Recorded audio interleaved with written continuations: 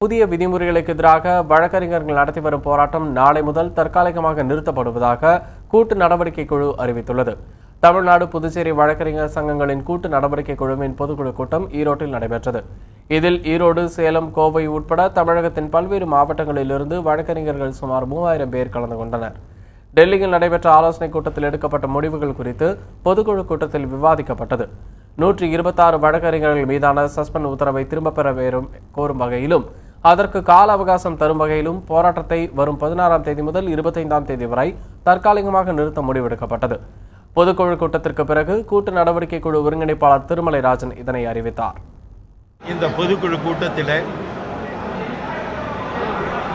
70 நாட்களாக நடந்து கொண்டிருந்த அந்த நீதிமன்ற புறக்கணிப்பு என்பது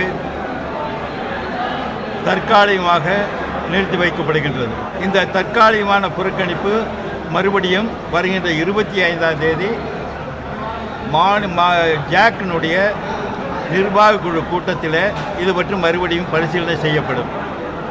அதுவரையில் எல்லா நீதிமன்றமும் இருக்கக்கூடிய வழக்கறிஞர்களும் தங்களுடைய நீதிமன்ற பணியை தொடர்வார்கள் என்பதுதான் இன்றைக்கு இருக்கக்கூடிய முடிவு.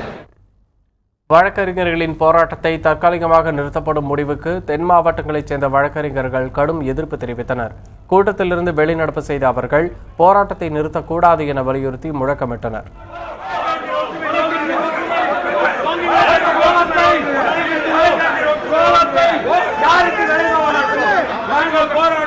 தமிழ்நாடு முழுவதும் வழக்கறிஞர்கள் கடந்த 2.5 மாதமாக என்ன நோக்கத்திற்காக நாங்கள் இந்த போராட்டத்தை கையில் எடுத்தோமோ, இந்த தலைவர் பின்னாடே திருமலைராஜன் அவர்கள் பின்னால் நாங்கள் அவரது பேச்சை நம்பி வந்தோமோ, அந்த நோக்கம் எங்களுக்கு நிறைவேறவில்லை.